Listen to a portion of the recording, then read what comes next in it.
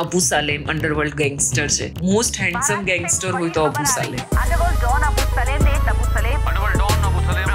Abu Salem Dawood Ibrahim gang સાથે જોડાયેલો હતો. દાઉદનો ભાઈ અનીશ ઇબ્રાહિમ છે, એનો એ ખાસ માણસ હતો.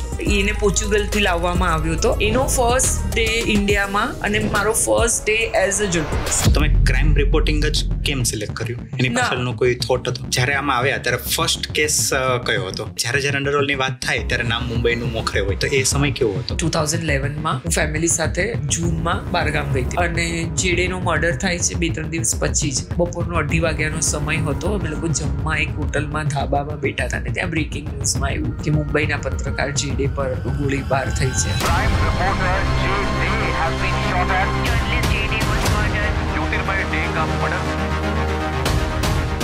બે 3 મહિના પછી રૂમર્સ ચાલુ થયા કે કોઈ ફિમેલ જર્નલિસ્ટ ઇન્વોલ્વ છે જેડેના મર્ડર કેસ. અપેરેન્ટલી ક્રાઇમ બ્રાન્ચની 5 ટીમ આવી હતી. That is how I was missed.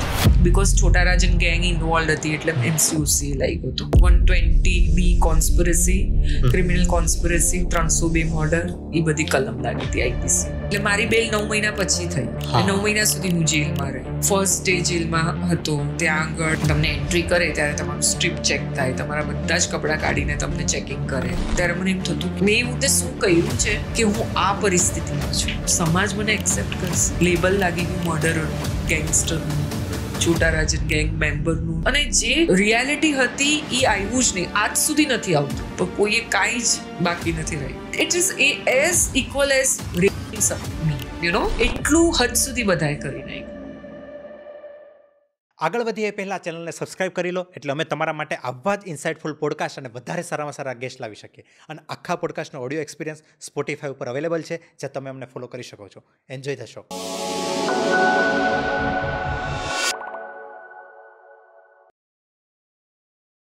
Hello ma'am, કેમ છો?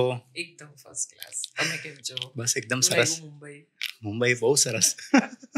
એકચ્યુઅલી મારી લાઈફમાં સેકન્ડ વિઝિટ જ છે મુંબઈમાં, અને ફર્સ્ટ બી પોડકાસ્ટ માટે થઈ હતી, અને સેકન્ડ બી પોડકાસ્ટ માટે. ફર્સ્ટ ઓફ ઓલ તો ફર્સ્ટ ગુજરાતી પોડકાસ્ટમાં સ્વાગત છે તમારું. Welcome to the show. Thank you very much. Yes, અમારું first Gujarati podcast.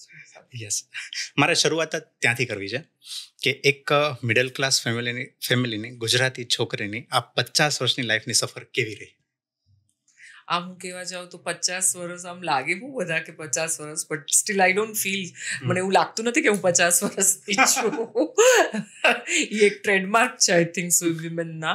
But yes, બહુ જ એડવેન્ચરસ લાઈફ રહી છે મારી થ્રુ આઉટ, મને એવું લાગે છે. અને લર્નિંગ જ રહ્યું છે લાઈફમાં. મને એમ લાગે હજી બી હું કંઈક ને કંઈક શીખી જ રહી છું એવું મને લાગે છે. એવરીડે કંઈક ને કંઈક શીખી. બચપનથી ઘણું બધું સ્ટ્રગલ, પહેલેથી ઘણું બધું સ્ટ્રગલ જોયું છે લાઈફમાં, અને હજી સુધી બી સ્ટ્રગલ. હવે હું એમ નથી કહેતી કે સ્ટ્રગલ ખાલી ફાઇનાન્શિયલ જ હોય, ઘણા બધા સ્ટ્રગલ્સ હોય છે લાઈફના. સો યસ, હજી બી એ જર્ની કન્ટિન્યુ, જ્યાં સુધી મને લાગે છે ઠાઠડી સુધી આવું જ રહેવાનું છે. અપ્સ એન્ડ ડાઉન્સ આવતા જ રહેવાના. બધાની જ લાઈફ હોય, બધાની જ લાઈફમાં એવું હોય છે. આપણે આપણો કાર્ડિયોગ્રામ જુઓ તો ups and downs, the moment straight line થાય તો પેકઅપ થઈ જાય છે.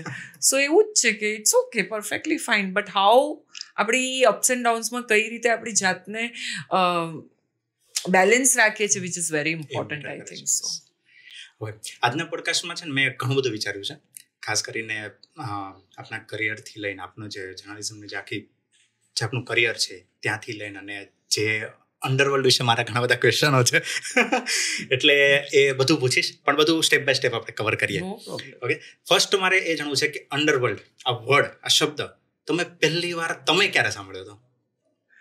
મેં તો કારણ કે મેં લો કર્યું છે, LLB કર્યું છે ને, સો લો, અને મેં પ્રેક્ટિસ બી કરી છે એક લોયરની સાથે બિફોર મેરેજ.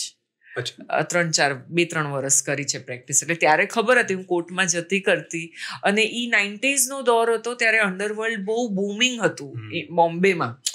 ઘણા બધા એન્કાઉન્ટર થતા, ઘણા બધા એક્સટોર્શનના, વસૂલીના ફોનો આવતા. મારું થોડું ગુજરાતીમાં ઓલું થશે, અમુક વર્ડ્સમાં ઇંગ્લિશમાં યુઝ કરવા પડશે મારે. તો ત્યારે સાંભળ્યું અંડરવર્લ્ડ, એટલે એ પેપરમાં જે વાંચતા એ જ હતું કે અચ્છા આ દાઉદ ઇબ્રાહિમ અંડરવર્લ્ડનો ડોન છે, છોટા રાજન અંડરવર્લ્ડનો ડોન છે, એ લોકો બે વચ્ચે દુશ્મની થઈ ગઈ ને જે પેપરમાં આવતું એ આપણે નોર્મલ જે બધા વાંચતા હોય એ રીતે જ વાંચતા હતા ત્યારે. તો તમારા કરિયરની શરૂઆત જર્નાલિઝમની વાત કરું છું, તેની શરૂઆત 90s માં થઈ ગઈ હતી? ના, 2004 મારા ડિવોર્સ પછી. ઓકે, 2004 માં. રાઈટ. તો ત્યાં સુધી કાંઈ જ લેવા દેવાનું હતું. અને મેં પ્રેક્ટિસ બી કરી છે civil side before marriage.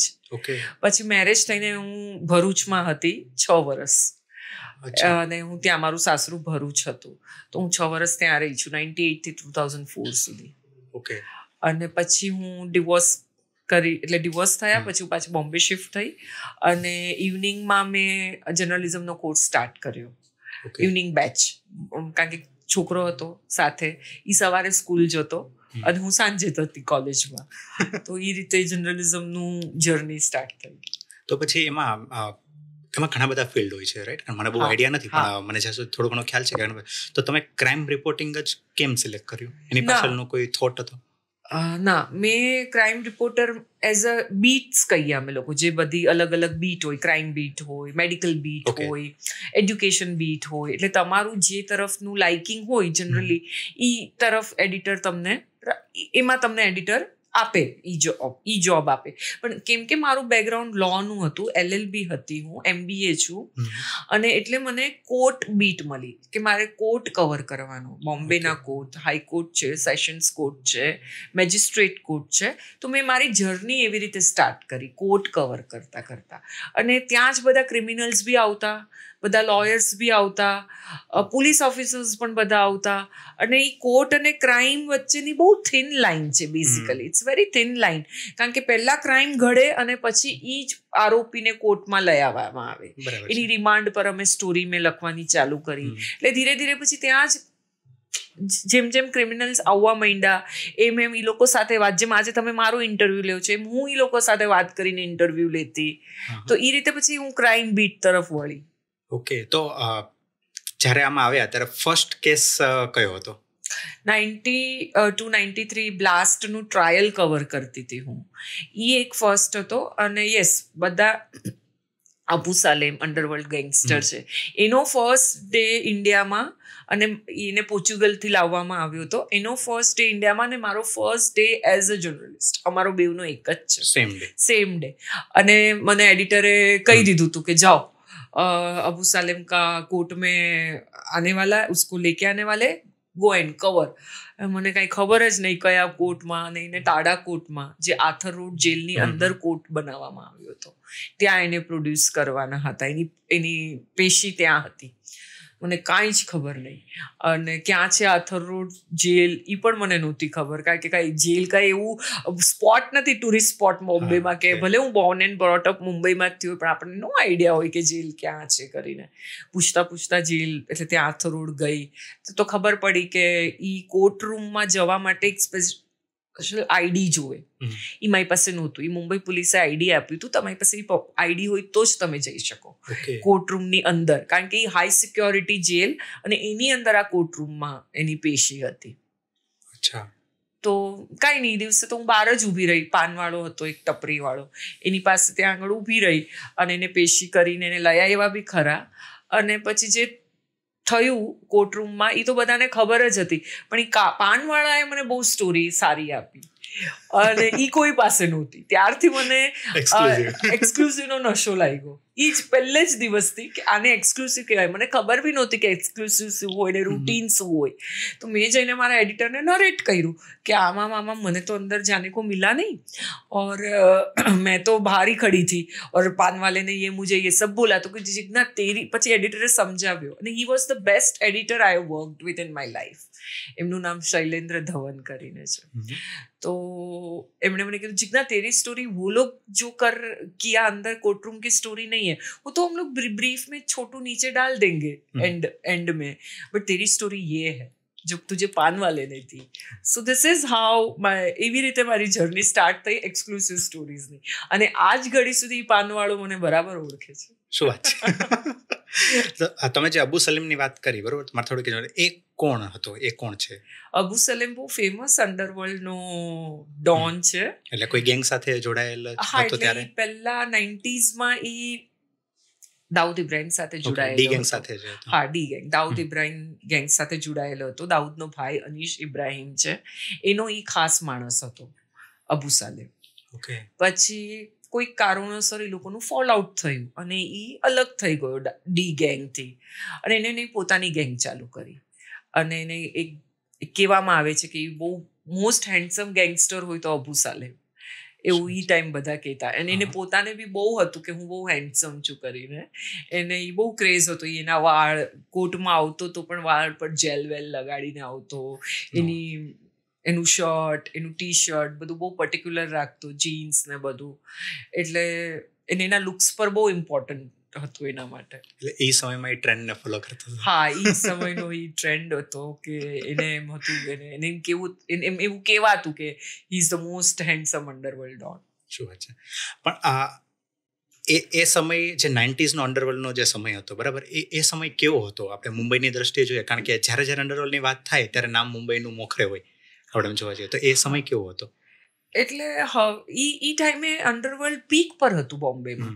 Underworld ત્યારે જેમ અત્યારે હવે આપણે વેબ સિરીઝ મને બધા જોઈએ છે, અત્યારે એક દોર છે યુપી બિહારનું વધારે વેબ સિરીઝ આવતી હોય, દેહા આપણે પૂર્વાંચલ ને ઉત્તરાંચલ ને એ બધાની. કારણ કે ત્યાંનું બાહુબલી લોકો બહુ ફેમસ ત્યાં આગળ. એમ અહીંયા આગળ બોમ્બેમાં અંડરવર્લ્ડ બહુ ફેમસ. દાઉદ સૌથી, બધે જ દાઉદનું જ નામ હતું. બધા જ દાઉદની ગેંગથી જ આગળ વધ્યા. એની પહેલા 70s માં હાજી મસ્તાન હતો, કરીમ લાલા હતા, તો એ બધા બોમ્બેથી જ આવ્યા. ત્યારે બધું સ્મગલિંગનું હતું, ત્યારે ટેરરિઝમ નહોતું. પણ ધીરે ધીરે કરીમ લાલા અને હાજી મસ્તાનનું રોબિનહુડ એવું કહેવાતા એ લોકોમાં. અને આ દાઉદ ઇબ્રાહિમ પછી સ્મગલિંગ કરી અને એ દુબઈ વયો ગયો 80s માં. અને ત્યાંથી પછી બોમ્બ બ્લાસ્ટ થયો 92-93 નો, જે બોમ્બ બ્લાસ્ટ કહેવાય છે, ફર્સ્ટ સિરિયલ બ્લાસ્ટ. ત્યારથી પછી એના પર એક ટેરરિસ્ટનું લેબલ લાગ્યું.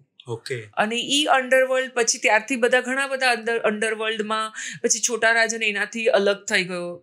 92 બ્લાસ્ટ પહેલા તો ઈ સાથે જ હતા, એ લોકો સાથે જ હતા. પછી એને એવું લાગ્યું કે આ તો ટેરરિઝમ તરફ છે, એટલે એને વોટ એવર એનું જે બી હોય એ અલગ થઈ ગયો. પછી એવી રીતે ધીરે ધીરે અબુ સાલેમ અલગ થઈ ગયો, ભરત નેપાલી હતો, રવિ પૂજારી હતો. આ બધા ધીરે ધીરે આપણે કહીએ ને એક ઝાડની બ્રાન્ચીસ, એવી રીતે આ લોકોની બધાની બ્રાન્ચીસ અને પોતપોતા બધા સેલ્ફ પ્રોક્લેમ્ડ થઈ ગયા, ગેંગસ્ટર્સ થઈ ગયા.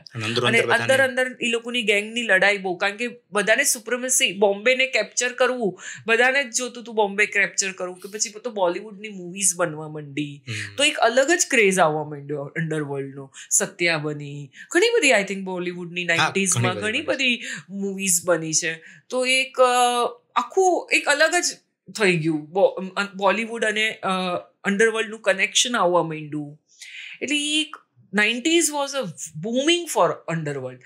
પછી એન્કાઉન્ટર થવા માંડ્યા અને 2000 સુધી ધીરે ધીરે by the end I think કે હું જ્યારે જર્નલિઝમમાં આવી 2004-05 ત્યાં સુધી તો અંડરવર્લ્ડ ઓલમોસ્ટ એટલે આમ નહીં બરાબર, કારણ કે પોલીસ હેડ બધા એન્કાઉન્ટર કરી નાખ્યા હતા મોસ્ટ ઓફ. અને જે બી ગેંગસ્ટર્સ હતા એ આઉટ ઓફ ઇન્ડિયા હતા, આઉટ ઓફ ઇન્ડિયાથી ઓપરેટ કરતા હતા. હા, એ લોકો બધા આઉટ ઓફ ઇન્ડિયાથી ઓપરેટ કરતા હતા. એટલે ઘણું ઓછું થઈ ગયું પછી વર્ચસ્વ, અને બધું કોર્પોરેટ એક ટ્રાન્ઝિશન આવવા માંડ્યું. સો યસ, એ લોકો પણ ઘણું આઈ થિંક 20 થી 30 વર્ષનો સ્પેન રહ્યો અંડરવર્લ્ડનો. તો એ સમયમાં તમે જે કીધું કે સ્મગલિંગ કરતા અને ઘણું બધું કરતા, તો એક્ઝેક્ટ એ લોકોની વર્ક મેથડ શું હતી? ઓનલી ઇન્કમ એ લોકોની સ્મગલિંગ થ્રુ જ હતી? હા, સ્મગલિંગ હતી, ક્રિકેટની બેટિંગ હતી. 80s માં તો બેટિંગનું બહુ વર્ચસ્વ ચાલ્યું. અને પછી ખંડણી, એક્સટોર્શન, બિલ્ડર પાસે એક્સટોર્શન કરે, ફિલ્મના પ્રોડ્યુસરો પાસે એક્સટોર્શન કરે, ફોન કરે અંડરવર્લ્ડ પાસેથી. સપોઝ ફોન આવે કોઈને, તો એ લોકોની સોર્સ ઓફ ઇન્કમ ઈ જ હતી. પછી તો અહીંયા આગળ કસ્ટમ ફ્રી બધું થઈ ગયું, ડ્યુટી ફ્રી બધું થઈ ગયું. તો પછી કસ્ટમ જે સ્મગલિંગ કરતા, ઇલેક્ટ્રોનિક્સનું સ્મગલિંગ થતું, ગોલ્ડનું સ્મગલિંગ થતું. પછી અમુક પહેલા એ ટાઈમમાં મને યાદ છે 80s માં કોમ્પ્યુટરની ચિપનું બી સ્મગલિંગ થતું.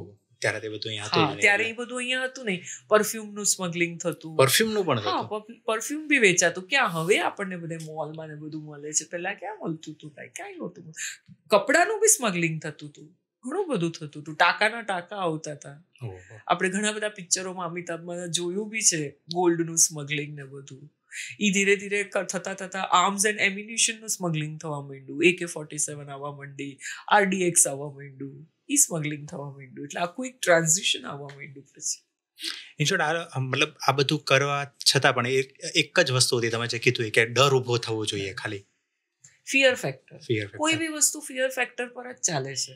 તમે મને ફોન કરો અને જો તમારો મને ડર જ ન હોય તો હું તમને ટેકન ફોર ગ્રાન્ટેડ, ચાલ ને શું કરી લેશે, જોવાઈ જશે, ચાલ.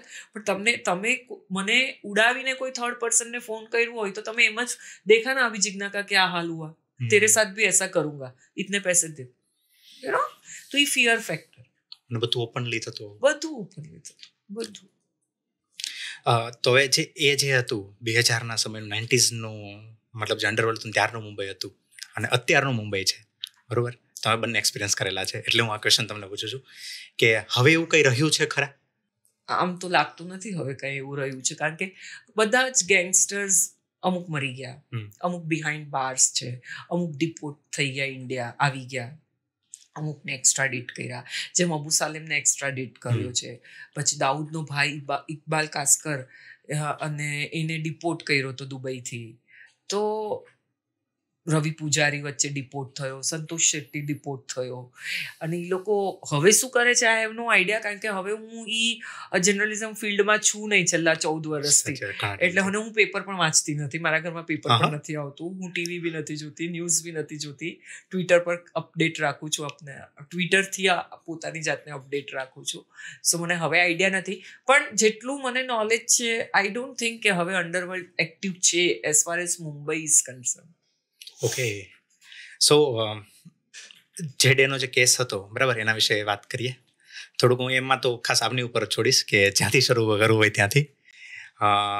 2011થી કે પહેલા તો કંઈ હતું જ નહીં. જેડે સાથે મારે કન્વર્સેશન, કોઈ વાર મેં જેડી સાથે વાત જ નથી કરી, ના એ જેડીની અંડર મેં કામ કર્યું છે. એ મારાથી બહુ જ સિનિયર હતા, એજ વાઇઝ બી બહુ મોટા હતા મારાથી, અને કરિયર વાઇઝ બી હું તો પોતાની જાતને કબ રિપોર્ટર જ માનું છું. હજી બી હું એવું જ માનું છું કે હું કબ રિપોર્ટર જ હતી, પણ લોકોએ બનાવી દીધી મને મોટી, અલગ વાત છે.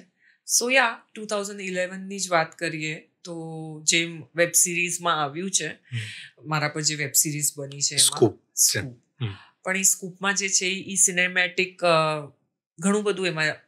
મારો ક્વેશ્ચન એ હતો જ કે તમે એમાં જે બતાવવામાં આવ્યું છે એ તમારા મતે શું છે? તમે પ્લોટ જ લેવામાં આવ્યો છે. It's just a plot. They have taken cinematic leverage, જે કહીએ, that's fair enough, nothing wrong in that. So yes, 2011માં હું ફેમિલી સાથે જૂનમાં બહારગામ ગઈ હતી. મારા મામા માસીને અમે લોકો બધા બહાર સિક્કિમ ગયા હતા ફરવા. અને બાય દેટ ટાઈમ તો હું ઘણી રિપોર્ટિંગમાં ત્યારથી તો હું આઈબી, રો, ટેરરિઝમ બધું કવર કરતી હતી એ ટાઈમે. લગભગ કેટલો એક્સપિરિયન્સ તમને થઈ ગયો હશે એમાં? 8 વર્ષનો. 8 વર્ષનો? હા, એટલે 2004થી 11 એટલે 7-8 વર્ષ થઈ ગયા. એ દરમિયાન બોમ્બેમાં 26/11 થયું, મેં ઈ કવર કર્યું. ટ્રેન બ્લાસ્ટ થયા, ગેટવે ઝવેરી બજાર બ્લાસ્ટ થયો, ઇન્ડિયન મુજાહિદીનના મોડ્યુલ બોમ્બે પોલીસે અને અમદાવાદ પોલીસે બસ્ટ કર્યું હતું. અમદાવાદ બ્લાસ્ટ કવર કર્યો હતો મેં અમદાવાદ આવીને, અને ઇન્વેસ્ટિગેશન કર્યું છે અમદાવાદ રિલેટેડ બ્લાસ્ટનું. જે ઇન્વેસ્ટિગેશન હતું એની બી મેં સ્ટોરીઝ કરી છે આવીને. સુરતના બ્લાસ્ટ જે થયા નહોતા પણ એ બી મેં કવર કર્યા. હૈદરાબાદ બ્લાસ્ટ, એટલે ઘણા બધા એ ટાઈમ ટેરરિઝમ તરફ આવી ગયું હતું, યુ નો, એ સ્ટેજ આવી ગયો હતો જેમ terrorism was it at peak. Indian મુજાહિદીનના બહુ સ્લીપર સેલ્સ ને મોડ્યુલ ને બધા ક્રેક થયા હતા. સો આઈ કન્ટિન્યુઅસલી મારી બધી એક્સક્લુસિવ ને બ્રેકિંગ સ્ટોરીઝ મેં બધી બહુ કરી લીધી હતી. અને 2011માં મેં છેલ્લે મેમાં છોટારાજનનો ઇન્ટરવ્યૂ કર્યો હતો. એણે મને ફોન કર્યો હતો અને ટેલિફોનિક ઇન્ટરવ્યૂ હતો એ, બિકોઝ એ બેકગ્રાઉન્ડ એના અઠવાડિયા પહેલાં એટલે 25મી મે મને લાગે છે 25મી મે એને મને ફોન કર્યો હતો ને મેં ઇન્ટરવ્યૂ કર્યો હતો. 19 કે 20મી મેએ ઇકબાલ કાસ્કર પર, દાઉદના ભાઈ પર ગોળીબાર થયો હતો એના ઘરની નીચે જ પાયદુ અહીંયા ડોંગરી પર. પકમોડિયા સ્ટ્રીટ દાઉદનું ઘર છે જ્યાં રહેતો એક જમાનામાં. ત્યાં એનો ભાઈ ત્યાં જ રહેતો હતો અને એ નીચે બેઠો હતો. ઇવનિંગનો ટાઈમ હતો 7:30-8નો અને ત્યારે એના ઉપર ફાયરિંગ થયું હતું. એ મેં સ્ટોરી કરી હતી અને એ એપેરેન્ટલી છોટા રાજને કરાવ્યું હતું ફાયરિંગ. એટલે એ સ્ટોરીના એ ઇન્સિડન્ટ પર મારી એની સાથે ઇન્ટરવ્યૂ થયું હતું. ઓફિસ ઉપર જ કોલ આવેલો? હા, ઓફિસ પર. હજી કોર્ટના પેપર્સમાં બી આવ્યું છે, ટ્રાયલમાં બી આવ્યું છે અને ઓફિસમાં બધાની સામે વાત થઈ છે. અને બસ મેં સ્ટોરી બીજે દિવસે છાપી અને પછી હું 9મી આઈ થિંક 7મી કે 8મી જૂને હું સિક્કિમ જવા રવાના થઈ ગઈ. અને જેડેનો મર્ડર થાય છે 2-3 દિવસ પછી જ. અને અમે લોકો ક્યાંક પેલિંગમાં કે હું ક્યાંક હતી, આઈ ડોન્ટ નાઉ, મને એટલું બરાબર ધ્યાન નથી. બપોરનો 2:30 વાગ્યાનો સમય હતો. અમે લોકો જમવા એક હોટલમાં ધાબામાં બેઠા હતા ને ત્યાં બ્રેકિંગ ન્યૂઝમાં આવ્યું કે મુંબઈના પત્રકાર જેડે પર ગોળીબાર થઈ છે 2:30 વાગે બપોરનો ટાઈમ અને he has been shot dead કરીને. એટલે મેં તરત મારા બોસને ફોન કર્યો તો કે મેં કહું આ સાચું છે? તો કે હા સાચું છે. પછી જોઈન્ટ કમિશનરને ફોન કર્યો એટલે સરે મને કીધું કે તું જોઈન્ટ કમિશનર સાથે વાત કરીને કન્ફર્મ કર કે શું પોઝિશન છે, is he alive or is dead. એટલે મેં જોઈન્ટ કમિશનરને ફોન કર્યો તો કમિશનરે કીધું નો ઇઝ ડેડ, એને હીરાનંદાની હોસ્પિટલમાં લઈ ગયા છે અને વી આર ગોઈંગ ધેર કરીને. So it was a big shock to everyone કે આટલા સિનિયર માણસનું એટલે બ્રોડ ડે લાઇટમાં શૂટ આઉટ થયું છે કરીને. ત્યાં સુધી તો ખબર નથી કોણે કર્યું હતું ને શું હતું. અને કોઈ જર્નલિસ્ટ ઉપર આવો એટેક ફર્સ્ટ ટાઈમ થયો? ફર્સ્ટ ટાઈમ બોમ્બેમાં તો ફર્સ્ટ ટાઈમ. બીજે બધે થતો હોય તો I am not aware about it. અને પછી મેં કન્ટિન્યુઅસ સ્ટોરી લખી ત્યાંથી. ત્યારે તો મેલ કે હવે તો મેલ મોબાઈલથી થાય છે પણ ત્યારે તો હું એવી પોઝિશનમાં હતી કે ત્યાં હું કેફેમાં જઈને કરતી હતી. ત્યારે બ્લેકબેરી યુઝ કરતી. તો ત્યારે વોટ્સઅપ પણ નહોતું ત્યારે તો કાંઈ જ નહોતું. તો હું ડિક્ટેટ કરાવતી હતી સ્ટોરી. મને યાદ છે કેફે બી નહોતું ત્યારે. હા, એ બહુ નાનું ગામડું હતું સિક્કિમનું અને હું સ્ટોરી ડિક્ટેટ કરાવતી હતી મારી ઓફિસમાં ફોન કરીને. અને હું મારો પ્લાનના હિસાબે 17-18 તારીખે જૂનની પાછી રિટર્ન બોમ્બે આવી. નેક્સ્ટ ડે ઓફિસથી પછી કવર કર્યું. અઠવાડિયા 10 દિવસ પછી 28 કે 30મી જૂને આઈ થિંક પોલીસે કેસ ડિટેક્ટ કર્યો. 8 કે 6 કે 7 જણને પકડ્યા અને એમ કીધું કે આ છોટા રાજને કરાવ્યું છે કારણ કે મોટિવ બતાડ્યો કે જેડે એની અગેન્સ્ટ સ્ટોરી લખતો હતો એટલે એને ઉડાવી દેવામાં. અને જેડેને છોટા રાજનને ગમ્યું નહીં કે જેડે એને એમ લખ્યું તો એના વિશે ચિંધી ચોર છે કરીને. ઓકે. એટલે એને એ ઓપનલી લખતા હતા. હા, એવું પોલીસનો એવો કેસ હતો. એ રીતે બધાએ જેમ સ્ટોરી કરી મેં કરી. અને પછી 2-3 મહિના પછી ર્યુમર્સ ચાલુ થયા કે કોઈ ફિમેલ જર્નલિસ્ટ ઇન્વોલ્વ છે જેડેના મર્ડર કેસમાં. તો હું પોતે વિચારતી હતી. મેં મારા એડિટરને પૂછ્યું કોણ હોઈ શકે? તો સર કે ક્યાં માલુમ કોણ હો सकता है, अपने को नहीं मालूम है, जरा पता करो. પતા કર્યું તો ખબર પડી કે મારું જ નામ ર્યુમર્સ ચાલી રહ્યું છે.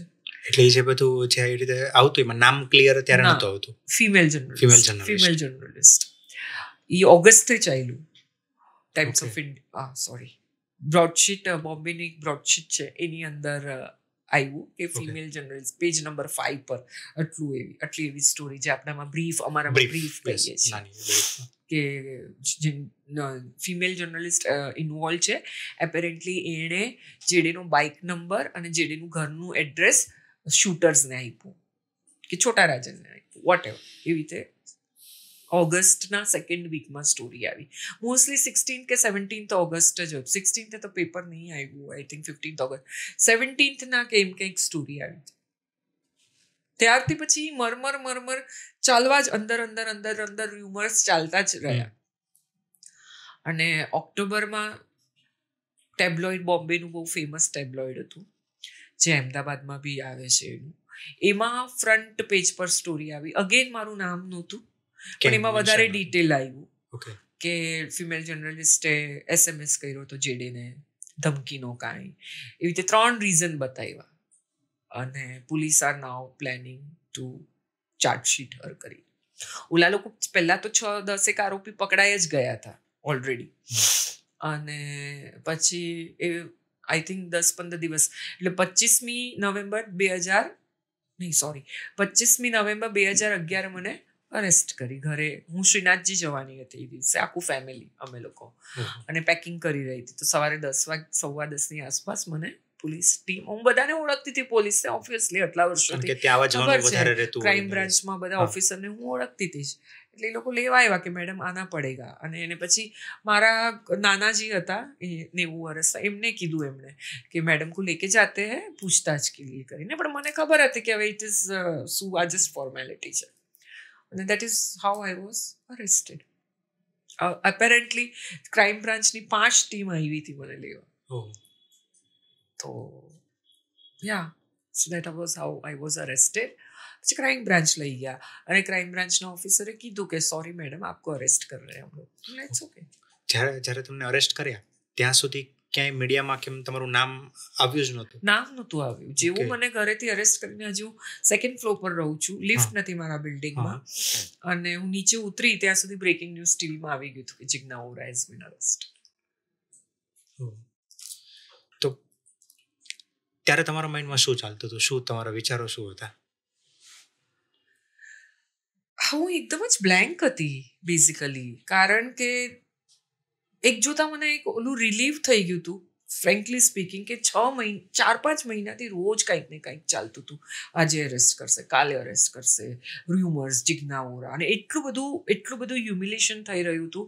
કંઈક ને કંઈક રૂમર્સ ચાલતા કે જિજ્ઞાનું જેડે સાથે અફેર હતું, જિજ્ઞા પ્રેગ્નેન્ટ હતી, અને જિજ્ઞાએ કીધું જેડેને લગ્નનું, ને જેડે ના પાડી એટલે જિજ્ઞાએ ઉડાવી નાખ્યો. ઘણા બધા આવા રૂમર્સ ચાલ્યા, ઘણા બધા 3-4 મહિના. સો એક તરીકેથી મને કીધું ચલા ધ એન્ડ આવી ગયો આ વસ્તુનો એટલીસ્ટ. અને જેણે બી જે બી કર્યું ખરું ખોટું, એટલીસ્ટ ઈ લોકોનો ઈગો સેટિસ્ફાય થઈ ગયો. આજે રાતે ઈ લોકો તો શાંતિથી સૂઈ જશે. ઈ જે મને મારા ઘરે, હું ઘાટકોપર સબબમાં રહું છું મુંબઈમાં, મારા ઘરેથી ક્રાઇમ બ્રાન્ચની કલાકની જર્ની હોય. એ કલાકની જર્ની, કારણ કે પોલીસની વેન હતી, પોલીસની ગાડી હતી, એટલે 15-20 મિનિટમાં પહોંચી ગયા. એ 20 મિનિટમાં હું આ જ વિચારતી હતી, કીધું ઠીક છે ને, જેણે જે બી કર્યું, મને તો ખબર છે મેં કાંઈ નથી કર્યું, મારે કોઈને એક્સપ્લેનેશન કેવી રીતે હું આપીશ મને ખબર નથી, આમાંથી હું કઈ રીતે છૂટીશ મને ખબર નથી. પણ જેણે બી આ કદમ ઉઠાવ્યો છે, મને અરેસ્ટ કરી છે, આઈ થિંક એ લોકોનો ઈગો બહુ જ સેટિસ્ફાય થઈ ગયો હશે આજે, અને ગુડ ફોર ધેમ કરીને. અને ઈ 20 મિનિટની જર્ની મારી લાઈફમાં ક્યારેય ભૂલી નહીં શકું. કે કેટલી, કારણ કે મારા ઘરમાં મારા સિવાય મારા નાના નાની હતા જે 90 યર્સના હતા, મારી મમ્મી હતી જેને સખત ઘણી બધી ઇશ્યુઝ હતા, ડિસઓર્ડર્સ હતા, diabetic, high BP, heart problem, બીજું કોઈ હતું નહીં. અને મારો છોકરો હતો, છોકરો ત્યારે પંચગીની હતો. એટલે મને ઘણી બધી અંદર ને અંદર થતું હતું કે હવે મારા ઘરમાં કોઈએ, ટિપિકલ મિડલ ક્લાસ ગુજરાતી ફેમિલીમાંથી હું આવી છું, અને કોઈને પોલીસ સાથે કાંઈ લેવા દેવા નથી લાઈફમાં. હવે મને એ બી હતું કે આ લોકો કઈ રીતે મેનેજ કરશે, સિચ્યુએશન હેન્ડલ કઈ રીતે કરશે, શું કરશું અમે લોકો, શું થશે, ટોટલ અનસર્ટનિટી હતી ત્યારે. કઈ ખબર જ નહોતી કે શું થવાનું છે. અને પછી તમને જ્યારે પહેલી વાર પૂછપરછ માટે લઈ ગયા ત્યાં પછી શું થયું આગળ? નહીં, દે ટોલ્ડ કે યુ હેવ બીન અરેસ્ટેડ, અને ધેટ્સ ઇટ. પછી મને કોર્ટમાં પ્રોડ્યુસ કરી.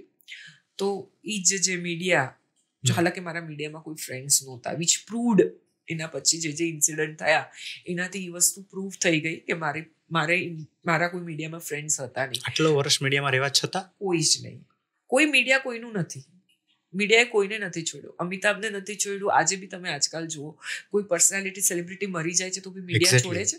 નથી છોડતું. તો હું તો કોણ ચીજ હતી? It's ultimately about TRP and stories that matters to them. And જે રીતે મારા પછી મને અરેસ્ટ કરી, કોર્ટમાં પ્રોડ્યુસ કરી, ત્યારે લઈ જતા હતા ત્યારે મને એક જણે પૂછ્યું, એ પછી તો અમદાવાદમાં બી રિપોર્ટિંગ કરતો હતો આજ તકમાં, એને પૂછ્યું કે Jigna, how you are feeling after you are being arrested, आपको कैसा लग रहा है? I was blank. મને લઈ જતા હતા હજી કોર્ટમાં, જોયું તો કોર્ટરૂમમાં આખું મીડિયાથી ભરેલું, અને મારી મતલબ મને ખબર જ નહોતી કે શું થઈ રહ્યું છે આ.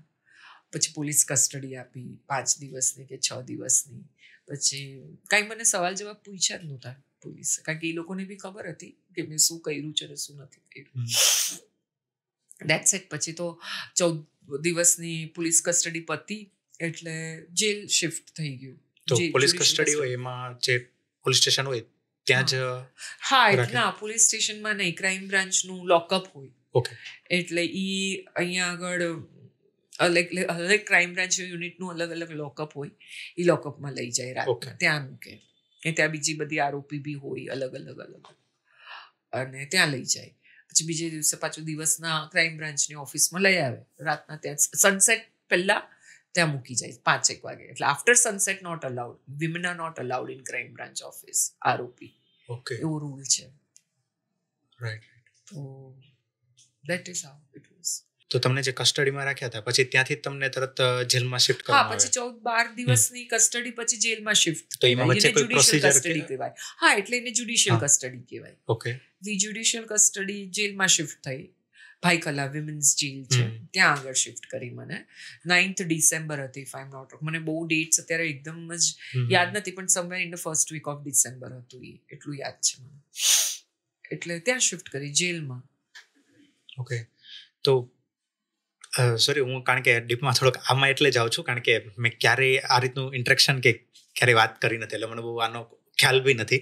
એટલે તો જેલમાં આજે જેલમાં શિફ્ટ કરવામાં આવે ત્યારે એવું હોય કે જો આરોપ પ્રૂવ થઈ ગયો હોય તો જ શિફ્ટ કરે ત્યાં, કે એવું કશું ના હોય? એવું ન હોય. એટલે એટલે ઈ અંડર ટ્રાયલ જેલ છે આ. અંડર ટ્રાયલ એટલે ત્યાં આગળ તમારા પર કેસ ચાલ્યા કરે. પછી કન્વિક્ટ થઈ ગયા, પ્રૂફ થયા પછી તમને બીજી જેલમાં શિફ્ટ કરે, યારવાડા જેલ કે ઈ. એટલે વચ્ચે વચ્ચે કોર્ટમાં પેશી કરવાની હોય ત્યારે આ જેલમાં અહીંયા જેલ બેલ ન મળે ત્યાં સુધી. અચ્છા, ઓકે. એટલે મારી બેલ 9 મહિના પછી થઈ. 9 મહિના સુધી હું જેલમાં રહી. ફર્સ્ટ ડે જેલમાં હતો તો ત્યારે ત્યાં આગળ તમને એન્ટ્રી કરે ત્યારે તમારું સ્ટ્રીપ ચેક થાય, તમારા બધા જ કપડાં કાઢીને તમને ચેકિંગ કરે. તો ઈ ઇન્સિડન્ટ બહુ હ્યુમિલેટિંગ હતો મારા માટે. બટ ઓબ્વિયસલી કોઈના માટે બી હ્યુમિલેશન હોય, હું એમ નથી કહેતી કે મારા માટે જ હતો. તો I can not forget that. ઈ વસ્તુ હું ક્યારેય જિંદગીમાં ભૂલી, 2-3 એવા ઇન્સિડન્ટ છે કે હું ભૂલી જ નહીં શકું. ગમે તેટલું ટ્રાય કરું છું તો બી નથી ભૂલાતું મને. અત્યારે બી તમને કહું તો મારા રોંગટાઓ આમ રૂવાટીઓ ઊભી થઈ જાય છે. તો ઈ ઇન્સિડન્ટ બહુ જ અનબેરેબલ હતો મારા માટે. પછી ત્યાંની અંદર બધી લેડીઝ અલગ અલગ જાતની, બધી અલગ અલગ આરોપોમાં આવેલી, કોઈ હાર્ડકોર હતી અંદર. એ લોકો સાથે રહેવું ડે ટુ ડે.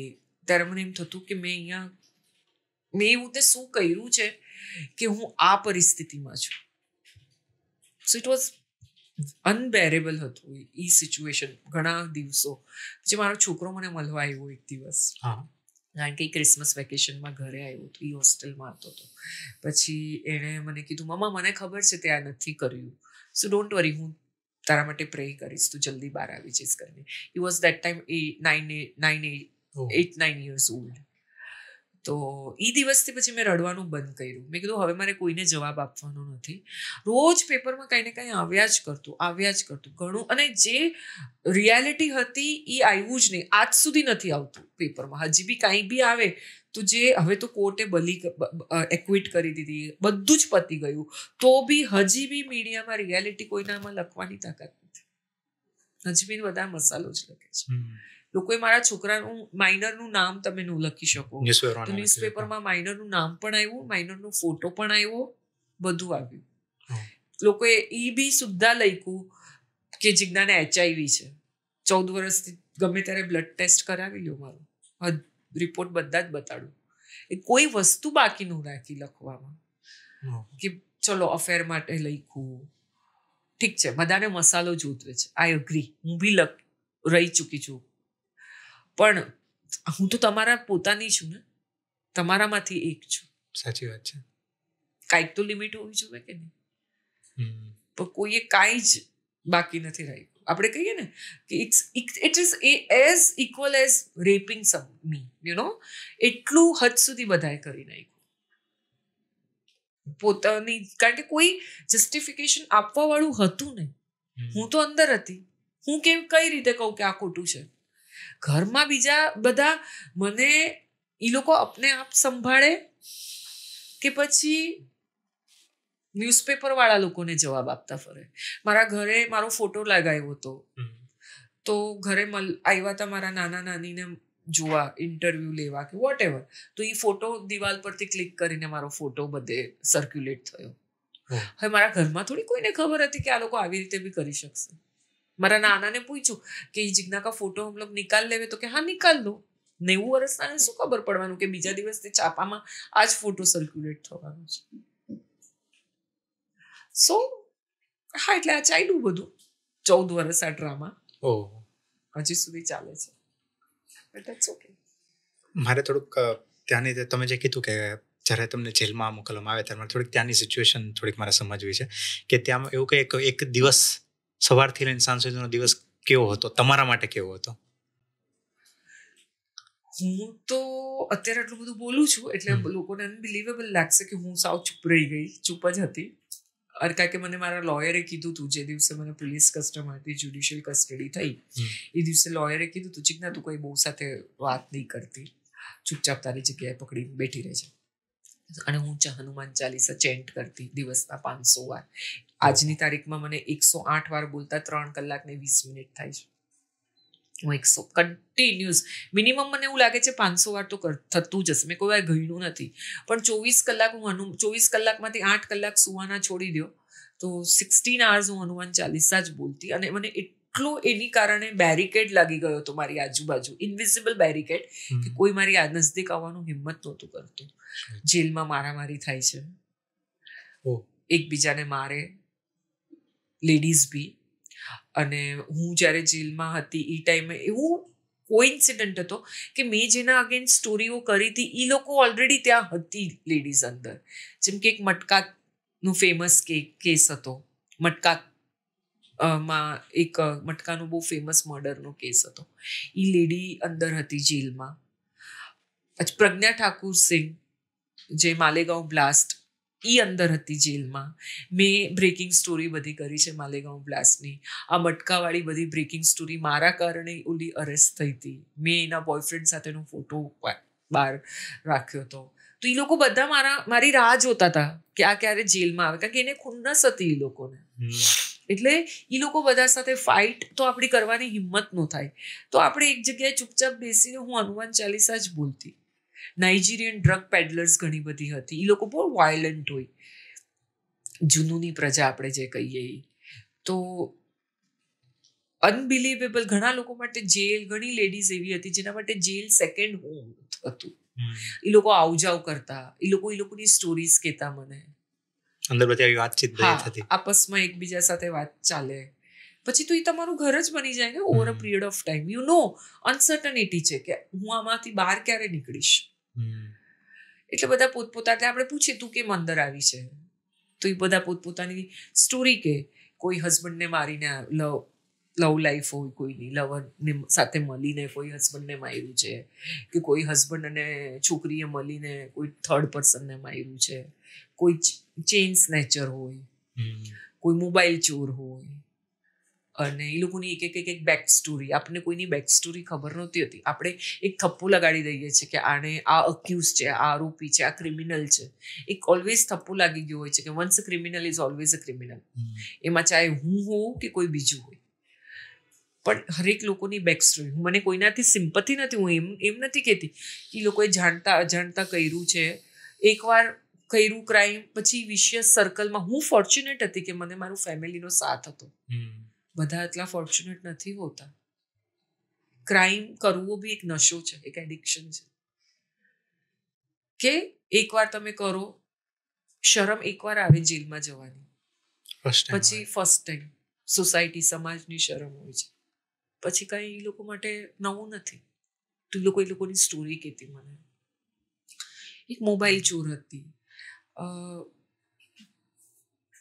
2 કલાક કામ કરે ખાલી સવારના 8 થી 10, રેલવે સ્ટેશન પર ઊભી રહી, મલાડના રેલવે સ્ટેશન પર બુરખો પહેરીને.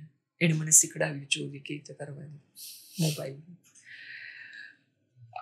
દિવસના 50,000 લઈને જાય ઘરે 2 કલાક. 2 કલાક ખાલી સવાર. મને એમ થાય છે કે મેં LLB ને MBA કરીને કર્યું છે. And she use to tell me કે મલાડ સ્ટેશન પર હું ઊભી રહું અને મોબાઈલ ચોરું અને બુરખાની અંદર કેવિટીમાં નાખી દઉં, અને બાય ધ ટાઈમ તમને ખબર પડે તમારો ચોરી થઈ ગયો છે તો તમે તો અડધો તો પછી તમે બહાર પાછા ગોરેગાંવ જઈને ઉતરો, પાછા આવો ત્યાં સુધી કોને ખબર છે કોણે ઓલી તો ઊભી હોય પણ તમે નો આઈડેન્ટિફાઈ કરો છો. કોઈ તરફ સિમ કાર્ડ કાઢીને ટ્રેક પર ફેંકી દે અને 10 વાગે જ્યારે ઘરે જાય ત્યારે માર્કેટમાં મોબાઈલ સેકન્ડ હેન્ડમાં વેચી નાખે. રોકડા 50,000 નો ધંધો. અને મને કીધું કે ફર્સ્ટ ક્લાસની સામે જ ઊભી રહે, કારણ કે ફર્સ્ટ ક્લાસમાં બધી લેડીઝ મોંઘા મોબાઈલ યુઝ કરે. હું આ 14 વર્ષ પહેલાની વાત કરું છું, હમણાંની વાત નથી કરતી. તો 50,000 રોકડા લઈને ઘરે જાય. સો એટલું ઇઝી મની છે એ લોકો માટે, એને શરમ નથી. અને એને ખબર છે કે પ્લેટફોર્મ પર ચોરી કરો તો GRP રેલવે પોલીસ લાગે, મુંબઈ પોલીસ નો લાગે. અને મોબાઈલ ચોરીનો આરોપમાં તમે પ્રૂફ થઈ જાઓ તો મેક્સિમમ તમને 6 મહિના કે 3 મહિનાની જે બી સજા હશે એ જ થવાની છે. એ બી લોકોને ખબર છે, આખી પ્રોસેસ ખબર છે, બધું ખબર છે. 18-19 વર્ષની ખાલી છોકરી.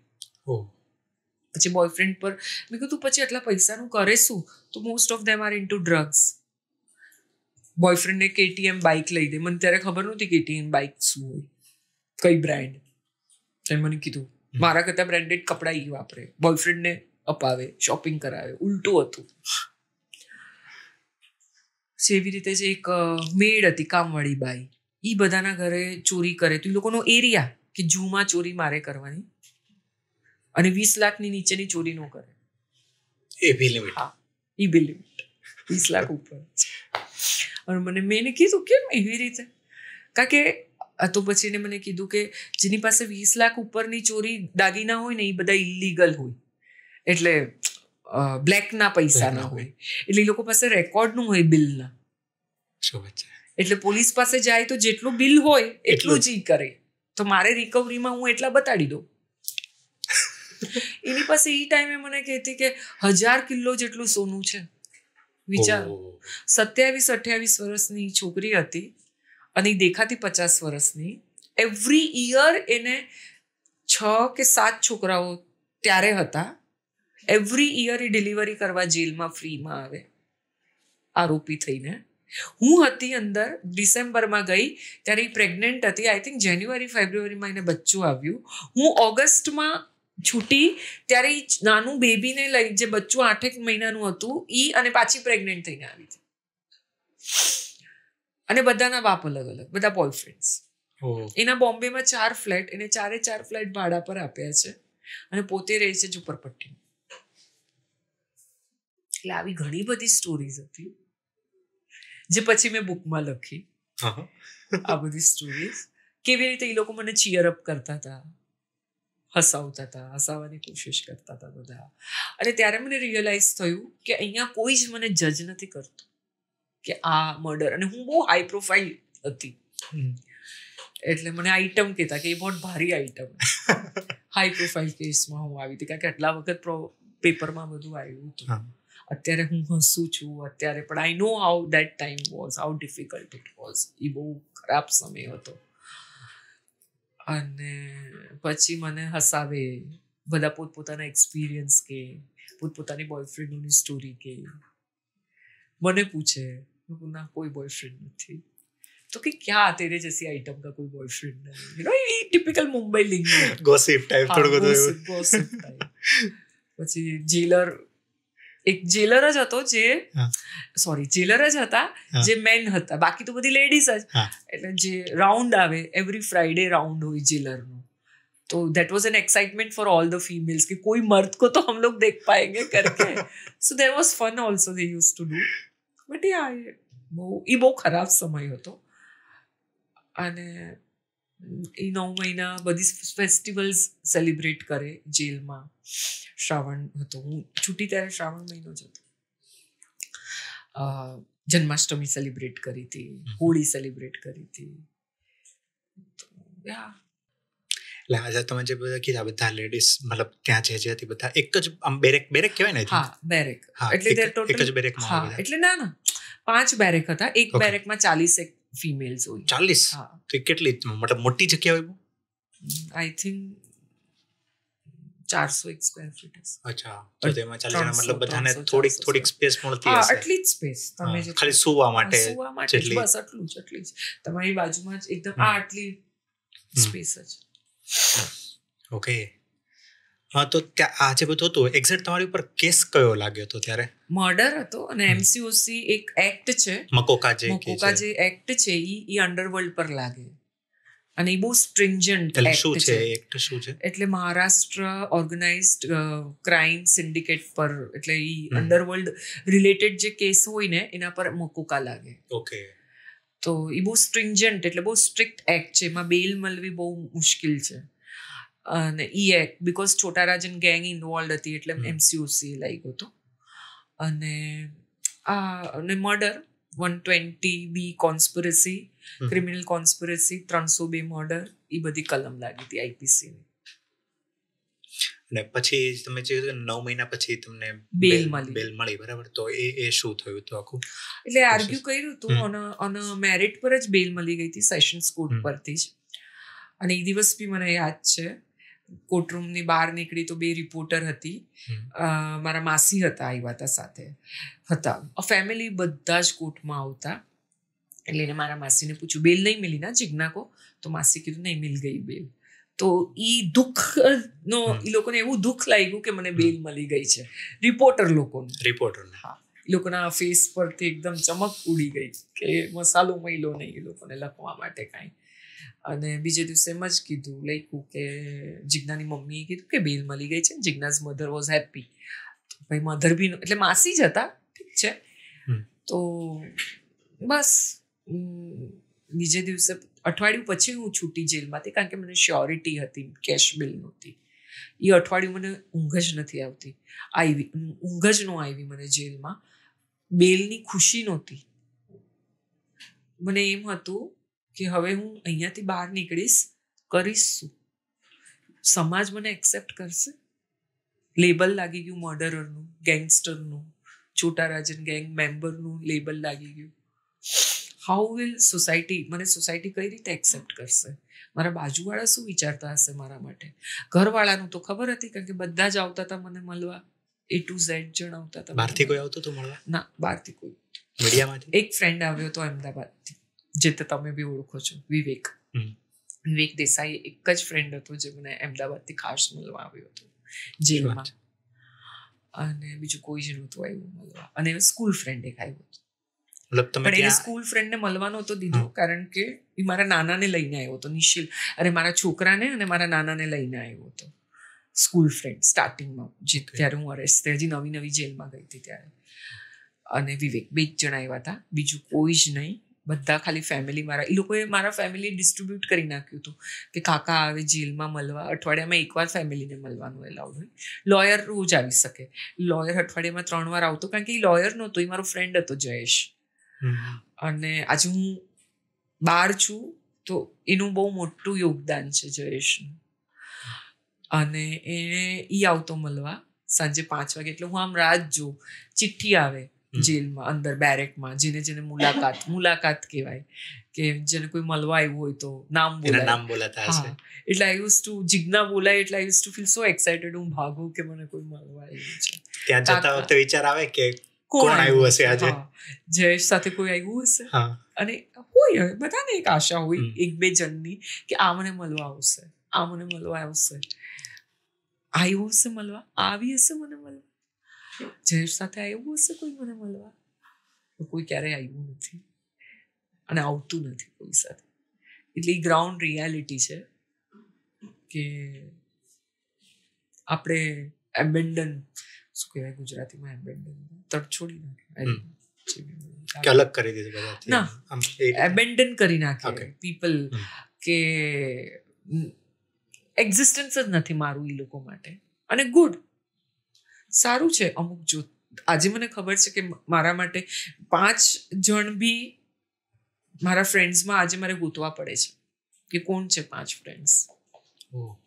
અને સારું છે કોઈ નથી, કે આપણને કોઈના તરફથી હવે એક્સપેક્ટેશન્સ નથી કે આ મારા માટે કરશે, ઓલો મારા માટે કરશે, આ આવશે. આજે 5ની જગ્યાએ 50 ફેમિલી મેમ્બર્સ છે જે મારા પડખે ઊભા છે અને 5 ફ્રેન્ડ્સ બી નથી. જ્યારે ત્યાં ઈ ટાઈમ પે કે હજી હમણાં બી બધાને ફ્રેન્ડ્સનું બહુ હોય છે, પણ કોઈ આવતું નથી. બોયફ્રેન્ડ કોઈ નથી આવતું. ફર્સ્ટ બોયફ્રેન્ડ જ હોય છે જે ફર્સ્ટ ભાગે છે, ડિસઓન કરે છે. મારી સાથે જેલમાં એક સ્ટ્રગલિંગ એક્ટ્રેસ હતી. ઈ રાહ જોતી એના બોયફ્રેન્ડની કે એનો બોયફ્રેન્ડ એનો મળવા આવશે. ઈ મર્ડર કેસમાં અંદર હતી. મેં કીધું કોઈ નહીં આને વાલા है, मैं 8 महीने से हूँ, कोई नहीं आता है, तू खाली होप मत रख कि कोई तुझे मिलने आएगा. नहीं नहीं दीदी मैंने तो कुछ किया ही नहीं. बोला तूने किया होता तो भी कोई नहीं आने वाला है, नहीं किया है तो भी कोई नहीं मिलने आने वाला है. અને મેં કીધું वो कहीं और शादी भी कर लेगा. અને સાચે જ એવું થયું. 1 મહિના પછી ન્યૂઝ આવ્યા છાપામાં, કારણ કે એનો બોયફ્રેન્ડ બહુ મોટો હાઈ પ્રોફાઇલ હતો કે he got married with some Russian girl કે કોઈ તે બી સાથે એને લગ્ન કરી લીધા. અને એ દિવસે છોકરી એટલું રડી છે ને મેં કીધું આ હાર્શ રિયાલિટી છે લાઈફ. પ્યાર વ્યાર કાંઈ હોતો નથી, જોયા કરવાના ખેલ દુનિયામાં. સો હા, એટલે ઘણું બધું શીખ્યા. તો જ્યારે આ બધું થયું એ પહેલા તમે જેમની સાથે જોડાયેલા હતા, જે મીડિયા કંપની સાથે જોડાયેલા હતા, કે જે તમારા કલીગ હતા, એમાંથી પણ કોઈ નહીં? કોઈ છે. તો આ બધાને તો પછી મારો ડાયરેક્ટ ક્વેશ્ચન જ કરું તમને કે પછી તમે બહાર આવ્યા પછી કેમ આ ફિલ્ડ પાછી કેમ ચૂઝ ના કરી? જોબ કોઈ આપતું નહોતું. હું એમ તો ન કહી શકું કે મારે કરવું નહોતું એ સેકન્ડરી છે. ના, ટ્રાય બી નથી કરી. કારણ કે એક તો બેલનો એક કન્ડિશન હતી કે મારે મીડિયા સાથે વાત ન કરવી, અને it was a best condition. I am so thankful to that જજ જેણે આ કન્ડિશનમાં મને બેલ આપી હતી કે મીડિયા સાથે વાત નથી કરવાની. ઈ કારણે હું ચૂપ રહેતા શીખી લાઈફમાં. ઈ કારણે હું મારી જાતને અંદર શોધીને આઈ સર્ચ ફોર માય સેલ્ફ. તમે બહુ સ્પિરિચ્યુઅલ છો, બરાબર? આ વાત ઉપરથી મને થોડું ઘણું એવું લાગ્યું. તો આ જે સ્પિરિચ્યુઆલિટી છે જે તમારામાં હતી, એને એ જે 9 મહિનામાં તમને કેવી હેલ્પ કરી? બહુ જ હેલ્પ કરી. હું જેમ મેં તમને પહેલા કીધું કે હું હનુમાન ચાલીસા કરતી, પાઠ કરતી. અંદર અમે પુષ્ટિ માર્ગ છે તો હું અમારા યમનાષ્ટકના પાઠ કરતી, ઘણું બધું કરતી. બધા પુરાણો વાંચી નાખ્યા જેલમાં મેં. બધા શિવ પુરાણ વાંચ્યું, ગણેશ પુરાણ વાંચ્યું, બધું જ વાંચી નાખ્યું જેલમાં મેં. મને ગુજરાતી વાંચતા આવડે છે લકીલી, પણ લખતા નથી આવડતું, તો એ બધું ગુજરાતીમાં મેં વાંચી નાખ્યું. પછી વેદાસ વાંચ્યા, 4 વેદા વાંચી નાખ્યા. તો બિફોર અને આફ્ટર એ બંને જિજ્ઞાવરામાં બહુ ફરક હતો. બહુ જ ફરક છે અત્યારના અને અત્યારે બી. ઈ જેલ પછીની જિજ્ઞાવોરા અને અત્યારની જિજ્ઞાવોરામાં બી બહુ જ ફરક છે. હવે એક ઠેરાવ આવી ગયો છે એવું મને લાગે છે. પહેલા હું બહુ એરોગન્ટ હતી, બહુ જ એરોગન્ટ હતી. જ્યારે રિપોર્ટિંગ કરતી ત્યારે આમ લાઈફ ચાલતી. હવે શાંતિ, એકદમ શાંતિ. સો સ્પિરિચ્યુઆલિટી હેઝ હેલ્પ્ડ મી અ લોટ. હું વિપાસના કરું છું, વર્ષમાં 2 વાર જાઉં. હમણાં નથી ગઈ છેલ્લા 3 વર્ષથી કોવિડ પછી, પણ અધરવાઇઝ 7-8 વાર વિપાસના જઈ આવી છું 10-10 દિવસ. એટલે એમને મને બહુ જ હેલ્પ કર્યું. અને મેડિટેશન કરું ઓન એન્ડ ઓફ. પછી હું ઘણું બધી જોબ તો મળતો નહોતો, ક્યાંય નહોતો મળતો, નોટ ઓન ધીસ ફિલ્ડ. કારણ કે તમારે ક્રિમિનલ રેકોર્ડના કારણે રેડ ફ્લેગ આવી જાય એચઆરમાં. હજી બી નથી મળતો, આજની તારીખ સુધી નથી મળતો, જરાય નહીં. હવે તો આટલા વર્ષ, 7-8 વર્ષ થઈ ગયા કેસ પતે બી, તો પણ જોબ નથી મળતો. હજી હમણાંની જ વાત છે, 20 દિવસ પહેલાની જ. તો પછી તો મેં બેલમાંથી આવ્યા પછી આઈ સ્ટાર્ટેડ, મેં ઘણું બધું કર્યું. મેં અથાણા વેચ્યા, અથાણા બનાવીને 10-10 કિલો ઉપાડીને અથાણા વેચ્યા. પછી મેં સાબુ, અમુક જાતના મેં સાબુ, મને પહેલેથી જ એક્સક્લુસિવ કરવાની બહુ ટેવ હતી. તો જે કોઈ નહોતું કરતા એવા સાબુ મેં બનાવ્યા. એક્ઝિબિશન્સ કર્યા, એ વેચ્યા. પછી ટેરો શીખી, એસ્ટ્રોલોજી શીખી, ન્યુમરોલોજી શીખી. બધું કર્યું મેં. હજી બી જ કરું છું આજે 14 વર્ષથી. So I made that my source of income. ઊંધિયું બનાવીને વેચ્યું. I am a very excellent cook. જેને બિગ બોસમાં જોયા હશે બધાએ, તો હું રસોડામાં જ રહેતી. તો મેં ઊંધિયું બનાવીને વેચ્યું. તો હા, કોઈ સામે હાથ માંગ્યો નથી, ફેલાયો નથી કે મને પૈસા આપો. So I struggled my way down. Book લખી પછી બિહાઇન્ડ બાર્સ ઇન ભાઈકલા. એ જજમેન્ટ પછી લખી. જજમેન્ટ ક્યારે? 2018 ને? 18 2 May 2018. તો પછી ત્યારે જે 9 મહિના પછી બેલ મળી, હા, અને 2018માં જજમેન્ટ આવ્યો, તેનો વચ્ચેનો જે સમય હતો એમાં શું કોઈ રિસ્ટ્રિક્શન હોય કે શું હોય? હા, એટલે બેલ આઉટ ઓફ બોમ્બે જવું હોય તો મારે પરમિશન કોર્ટની લેવી પડે. ઓકે. અને એ બેઝિક રેસ્ટ્રિક્શન્સ. પણ એ દોરમાં મારા ઘરમાંથી બધા એક્સપાયર થઈ ગયા. મમ્મી એક્સપાયર થઈ ગઈ, નાની એક્સપાયર થઈ ગઈ. નાની તો ઇનફેક્ટ હું જે બેલમાં 11મી ઓગસ્ટે બહાર આવીને 31 ઓગસ્ટે નાની એક્સપાયર થઈ ગયા. એ ઓલરેડી બીમાર હતા ને હું જેલમાં હતી, મને કીધું નહોતું કોઈએ. પછી મમ્મી એક્સપાયર થઈ ગઈ 2015માં.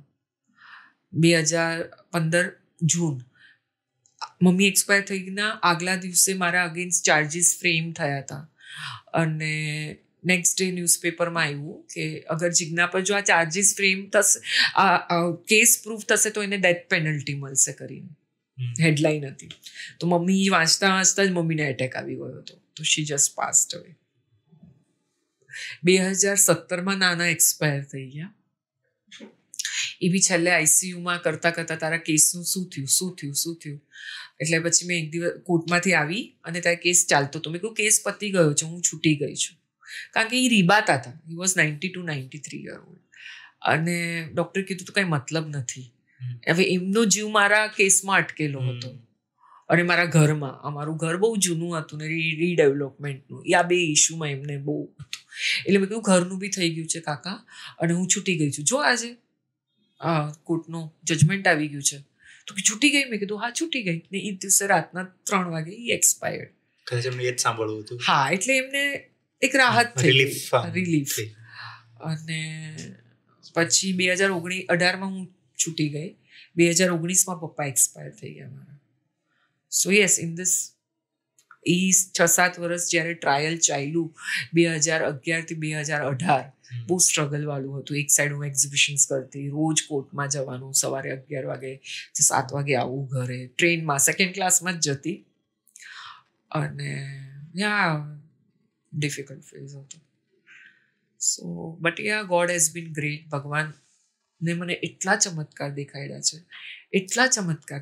છે કે એક વસ્તુ તો છે, તમે કોઈનું ખરાબ કરીને સુખી નથી થતા.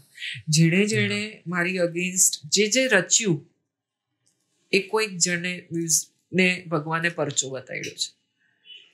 સો આઈ એમ, ભલે જસ્ટિસ આપણે કહીએ મોડું મળ્યું, પણ મળ્યું છે. અને યસ, ઇવન જ્યુડિશરી, કે મને ડર હતો જે દિવસે મારું જજમેન્ટ હતું એ દિવસે મને બહુ ડર હતો. મારા છોકરાની 12th એક્ઝામ જસ્ટ પતી હતી અને મને ખબર નહોતી કે હું કાલે આ રાત ઘરે હોઈશ, છૂટીશ કે જેલમાં જઈશ. પાછી મેં ચેક સાઇન કરી રાખ્યા હતા, લોયરને જયેશને આપી રાખ્યા હતા કે મને જો કાંઈ સજા થઈ જાય તો નિશિલનું એડમિશનનું તું સંભાળી લેજે કરીને. અને પછી મામા, મામી, માસી, માસા બધા A to Z જજમેન્ટના દિવસે અમે લોકો આવ્યા, કોર્ટરૂમમાં આવ્યા. આપણે ગુજરાતી લોકો છે, મુહૂર્ત ને બધામાં બહુ માને. તો માસીએ જોયું તું મુહૂર્ત. માસી કે 12 વાગ્યા પછી જીજ્ઞા રાહુકાળ ચાલુ થાય છે, એના પહેલા જજમેન્ટ થઈ જવું જોઈએ. માસી આપણા હાથમાં નથી, નહીં તો જજના હાથમાં છે. જજ એ દિવસે કોર્ટરૂમ જેમ પેક્ડ હતું અને મીડિયા અને બધા જ, કારણ કે છોટા રાજનનું ફર્સ્ટ જજમેન્ટ ઇન્ડિયા આવ્યા પછી, પ્લસ હું હતી હાઈ પ્રોફાઇલ બહુ. એટલે એમાં એ પણ હાજર હતા? ના, એને વિડીયો કોલથી હતો. Video conferencing. એ તિહાર જેલમાં છે અત્યારે હાલમાં. હા, અને એની ટ્રાયલ આખી વિડીયો કોન્ફરન્સથી જ એને ફેસ કરી છે. એ આવ્યો નથી બોમ્બે. એટલે આમાં કેસમાં આઈ થિંક કો-અક્યુઝ તરીકે કહેવાય ને? હા, કો-અક્યુઝ. એટલે એ આવ્યો નથી અને એણે તો આખું ત્યાંથી જ કરી છે. બીજા જે આરોપી હતી જેલમાંથી આવવાના હતા અને સમહાઉ એ લોકોને લેટ થઈ ગયું. 11:30 વાગે કોર્ટ ચાલુ થઈ જાય ને, એટલે 11, 11:15, 11:30 સુધી જજમેન્ટ. 11:45 વાગી ગયા. મને માસી બહાર હતા, ફેમિલીને કોર્ટરૂમની અંદર નહોતા આવવા દીધું. મીડિયા આખી હતી. હું ઘડિયાળ જોયા કરું કે 12 વાગ્યા, 12 વાગે રાહુ કાઢ છે, 12 વાગે રાહુ કાઢ છે. બટ યસ, લકીલી 12:05 જ જજમેન્ટ આવી ગયું હતું. 12 બાકી હતી. હા, 12:05. અને જજે પ્રોનાઉન્સ કર્યું જજમેન્ટ. Accuse number 1 to 9. એટલે પેલા એમ કીધું કે પ્રોસિક્યુશને 120 કોન્સ્પિરસી પ્રૂવ કરી છે, કલમ 302 પ્રૂવ થઈ ગયું છે કે મર્ડર થયું છે. એટલે અલ્ટિમેટલી એમ જ કે કેસ પ્રૂવ થઈ ગયો છે પ્રોસિક્યુશનનો. અને આમે હું રડી જ રહી હતી, સવારથી રડી રહી હતી. તો પછી કે 1 થી 9 ને કન્વિક્ટ કરી દેવામાં આવ્યા છે. મારો નંબર 11મો હતો. 10 અને 11 છૂટી ગયા છે. મને સંભળાયું જ નહીં, છૂટી ગયા છે. મારી બાજુમાં 10 નંબરનો આરોપી હતો. મને કે જીજ્ઞા આપુન છૂટ ગયે ના, આપુન છૂટ ગયે ના. मेरे को नहीं मालूम है, छूट गया क्या आपन? तो मैंने क्या आपन छूट गए, પૂછના જયેશ કો પૂછ, વકીલ કો પૂછ. એટલે પછી જયેશે પાછળ જોયું, આગળ બેઠો હતો અને મને આમ કહ્યું. ત્યારે મને રિયલાઇઝ થયું કે હા, હું છૂટી ગઈ છું કરીને. અને બધા રિપોર્ટરો ભાઈગા બ્રેકિંગ ન્યૂઝ કરવા. કોર્ટરૂમ 5મા માળા પર હતો ને, લોકોને તો નીચે જવું પડે. મારું આખું ફેમિલી બહાર વેઇટ કરતું હતું. એટલે બધા માટે બ્રેકિંગ હતું કે જીજ્ઞા છૂટી ગઈ. અને બધા જે રીતે ભાઈગા, તો બહાર એવું લાગ્યું કે જીજ્ઞા પડી ગઈ મારા ફેમિલીને. પછી એક જણે કીધું નહીં જીજ્ઞા છૂટ. પછી એક ઓફિસરે કીધું નહીં જીજ્ઞા છૂટ ગઈ, આપ લોગ ટેન્શન મત કરો. બધા ખુશ થઈ ગયા છે. પછી મારા છોકરો નહોતો આવ્યો કોર્ટરૂમમાં. ઓબ્વિયસલી મેં ના પાડી હતી એને. મારી ફ્રેન્ડ્સ 2-3 ઘરે હતી એની સાથે. તો એ લોકોએ ન્યૂઝપેપરમાં બ્રેકિંગ ન્યૂઝ જોયા કે જીજ્ઞા હેઝ બીન એક્વિટેડ કરીને. અને સાંજે ઘરે ફાઇનલી રાતના 12 વાગે પહોંચી હતી એ દિવસ. જજનું તો જજમેન્ટ આવી ગયું, પણ હજી આમ કહેવાય કે હજી લોકોની તો ટ્રાયલ હજી ચાલુ જ હશે ને. એક પૂરી થશે કે એ શરૂ જ રહેશે? 30 સુધી જ બધું પતવાનું છે એવું લાગે છે મને. વિચ ઇઝ મને એવું લાગે છે કે સમાજ લેબલ કરી દે છે એ બહુ ખરાબ, બહુ જ સેકન્ડ ચાન્સ નથી આપતું. આ તો મેં નહોતી કર્યું કાંઈ. રિહેબિલિટેશનના ડંકા લગાડ્યા કરે, પણ કેવી રીતે તમે રિહેબિલિટેશન કરશો? તમે કોઈને ચાન્સ તો આપો. અત્યારે હું આ LLB MBA આટલું બધું ભણેલી ગણેલી છું, શું મતલબ? 4 ડિગ્રીઓ છે મારી પાસે, શું કરવું એનું? સેવ મમરા, what is use of it? I am doing something which I am not suppose to. હવે એ જ મારા હશે તકદીરમાં લખાયેલું, હું માનું છું એ, પણ ઇટ ઇઝ વેરી રોંગ. તમે સરકારે ઘણા બધા રિહેબિલિટેશન પ્રોગ્રામ્સ બનાવ્યા છે, એક્ઝિક્યુટ થતા જ નથી, ક્યાંય નથી થતા. એકવાર label once a criminal is always a criminal. હું ટેડેક્સમાં ગઈ હતી, સ્પીચ મેં ટેડેક્સમાં આપી છે, ટેડ ટોક. મેં આ જ વસ્તુ કીધી હતી કે સમાજ કેમ એક્સેપ્ટ નથી કરતું, સમાજ જ કેમ તમને એ નજરથી જોવે છે. આજે હું બિગ બોસને બધે જઈને સેલિબ્રિટી થઈ ગઈ, બટ મારી લાઈફસ્ટાઈલમાં કંઈ ચેન્જ નથી થયો. અને નહીં લોકોનો નજરિયો ચેન્જ. બધા કયા કરે, અરે યુ આર વેરી સ્ટ્રોંગ. તો શું કરવાનું? કેટલું રડવાનું? હવે તો આંસુ બી નથી આવતા, સુકાઈ ગયા. ક્યાં સુધી તમે કોઈ બીજા પર ડિપેન્ડ થયા કરશો? You have to fight it for your self. તમારે જ ઊભા રહેવું પડશે. કોઈ કરતા કોઈ નથી આવતું ઊભા કરવા માટે. અને બધા રાત જોતા હોય છે ડાઉનફોલની, કે ક્યારે પડે કોઈ બી. અને ક્યારે, અને 10 જણમાંથી 9 જણ તો ખુશ જ હોય છે આપણે પડીએ એ જોઈને. એક જણ હોય જે સિમ્પથી જોવે. એન્ડ આઈ ઓલવેઝ ટેલ કે I am not a victim, I am a warrior. મને સિમ્પથીની જરૂરત જ નથી. કોઈ બિચારી ગરીબ ગાય નથી. હું મસ્તીમાં કહું મારા ઘરમાં ને મારા ફેમિલીમાં અને મારા ફ્રેન્ડ્સમાં, હું બિચારી ગરીબ ગાય. તો બધા કે તું જો ગરીબ ગાય હોય તો પછી હું પોતે જ કહું છું કે હું છું જ નહીં ગરીબ ગાય, અને મારે બનવું બી નથી ગરીબ ગાય. મારો મોટો બહુ સિમ્પલ છે લાઈફનો, કોઈને દુઃખ આપવું નહીં અને હવે દુઃખ સહન કરવું બી નહીં. ઘણું સહન કરી લીધું, તો એ હજી ચાલે જ છે. જેમ મેં તમને સ્ટાર્ટિંગમાં કીધું, every day is a learning lesson. એક નાનો ટેક્સી ડ્રાઈવરથી રિક્ષા ડ્રાઈવર બધા જ શીખવી જાય છે. મને એમ લાગે છે હું એટલી બધી અભણ છું કે બધા મને શીખડાવ્યા જ કરે છે બધું લાઈફમાં. બટ ઇટ્સ ઓકે, આપણે બહેના જ છે સાહેબ એના માટે. બધાને શીખતા રહીશું. ઓકે, સો અત્યારના શું પ્લાન છે? હવે શું ચાલે છે અત્યારે લાઈફમાં? શું કરી રહ્યા છો ને શું પ્લાન છે? અત્યારે ઘણું બધું ચાલી રહ્યું છે. હું ઇન્સ્યોરન્સ સેક્ટરમાં છું. હા, એટલે જોબ કરતી હતી પણ આઈ લેફ્ટ. હવે કોર્પોરેટ જોબ ના એટલે ફ્રેન્ડની જ હતી અને પણ ત્યાંથી શીખી ઘણું બધું. આઈ am a very quick learner. એટલે હવે પોતે જ એઝ અ કન્સલ્ટન્ટ તરીકે ઇન્ફ્રા પ્રોજેક્ટ્સમાં અને એમાં એક ઇન્સ્યોરન્સ બ્રોકિંગ ફર્મ છે એમાં કન્સલ્ટન્ટ છું, કારણ કે જોબ તો મળતો નથી. So I am on their consultant panel. So I am doing that. Plus astrology ને ટેરો કાર્ડ રીડિંગ તો કરું જ છું. એ તો ચાલુ જ છે. ઓકે. ઘરમાં 2 પેટ છે, પેટ ડોગ્સ છે જે મને નચાવ્યા કરે છે, તો એ લોકોનું ધ્યાન રાખ્યા કરું છું. હા, જિજ્ઞાન, બહુ જ આજે આપની સાથે કન્વર્સેશન કરીને મજા આવી, કારણ કે એટલા સમયથી તમને સાંભળ્યા છે, અલગ અલગ જગ્યાએ બધે જોયા છે, અને ઘણા ટાઈમથી જ્યારે મેં હમણાં તમને કીધું પોડકાસ્ટ શરૂ કરે ને ત્યારથી કહેવાય ને ખબર નહોતું કે શું ગ્રોથ, મને બી શું ગ્રોથ મળશે, પણ ત્યારથી લિસ્ટમાં નામ હતું તમારું, અને આજે ફાઇનલી તમને મળવાનો ચાન્સ મળ્યો. ના, મારે થેન્ક યુ કેવું જોઈએ. મેં કંઈ તમારા ફોલોઅર્સ જોયા નથી કેટલા ફોલોઅર્સ છે. I just told you yes because ગુજરાતીમાં અમારો પહેલો પોડકાસ્ટ છે અને મને એવું લાગે કે ગુજરાતની છોકરી, હું કાઠિયાવાડ, ટિપિકલ કાઠિયાવાડી છું, અને મને એવું લાગે કે ગુજરાતમાં લોકોને ખબર પડવી જોઈએ કે કેવું how my life has been, and plus ગુજરાતની છોકરીઓ સ્ટ્રોંગ હોય છે. People should know that. Exactly. એટલે જ ખાસ. અને અત્યારે છે ને મારે એક આપણે વાત થઈ એટલે કે અત્યારે અમે ગુજરાતના લોકો જે દરેક ઇન્ડસ્ટ્રીમાં કંઈક ને કંઈક સારું કામ કરી રહ્યા છે એમને અત્યારે અમે ખાસ કવર કરીએ છીએ. અને અમે એક રિયલ હીરોઝ એક સિરીઝ બનાવીએ છીએ. એટલે પર્ટિક્યુલર કોઈ સિરીઝનું નામ બી નથી આપવાના, પણ અમે બેક ટુ બેક એવા પોડકાસ્ટ લાવવાના છીએ. તો જેની અંદર અમે આ બધા પોડકાસ્ટ પ્લાન કરીએ છીએ કે આપણા ગુજરાતમાંથી આપણી જ વચ્ચેથી નીકળેલા લોકો છે કે જે ક્યાંક ને ક્યાંક આપણા કલ્ચરને આપણને રિપ્રેઝન્ટ કરી રહ્યા છે. અમારા ફેમિલીમાં કે જ કે બધા જ કે હું એટલે આઈ એમ ટુ સ્ટ્રોંગ, પણ મને એમ થાય કે કોઈ જ્યારે કોઈ ઓપ્શન નથી, ઘણા વિચાર આવ્યા કે સુસાઇડ કરીએ, આમ કરું તેમ કરું, પણ જો સુસાઇડ કરત તો ફેમિલીને છોકરા પર તો લેબલ જ લાગી જાત કે આની માં આવી હતી એટલે જ એને સુસાઇડ કર્યો.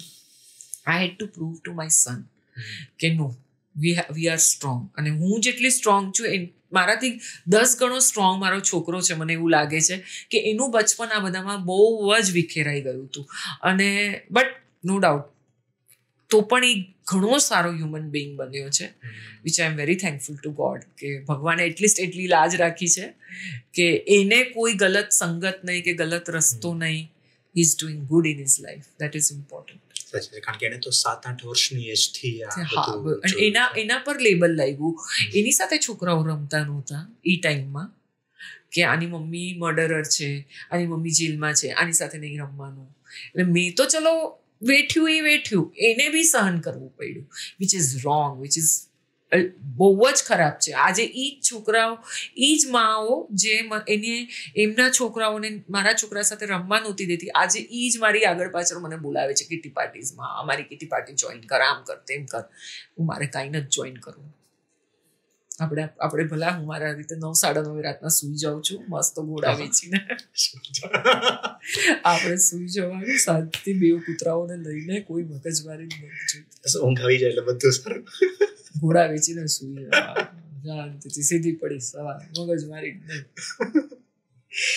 ઓકે, સો બસ આજે તો પોડકાસ્ટ બહુ જ મજા આવી આજે વાત કરીને, અને આમ સારું ફીલ થયું. So thank you so much. Thanks a lot. Thanks. All the best. Thank you. પોડકાસ્ટને અંત સુધી સાંભળવા બદલ આપ સૌનો ખૂબ ખૂબ આભાર. આપ સૌનો આવો જ સપોર્ટ અમને ઇન્સ્પાયર કરે છે કે અમે હજુ પાવરફુલ ગેસ્ટ અને ડીપ કન્વર્ઝેશન આપના માટે લાવી શકીએ. જો તમને આ એપિસોડ યુઝફુલ લાગ્યો હોય તો અમારી ચેનલને સબસ્ક્રાઇબ કરો અને શેર ઇટ વિથ સમવન જેમને આ પોડકાસ્ટ સાંભળવાથી લાઈફમાં હેલ્પ થઈ શકે. અને હા, કમેન્ટમાં ફીડબેક પણ જરૂર આપજો. તમે જ અમને જણાવો કે અમે કયા નવા ગેસ્ટને બોલાવીએ અને કયા નવા ટોપિક પર વાત કરીએ જેથી તમને આ પોડકાસ્ટમાંથી સાચી વેલ્યુ મળે અને તમારા જીવનને ઉપયોગી બને. આવતા એપિસોડમાં ફરી મળીશું. Until then keep listening to the Sagar Kathrotiya show.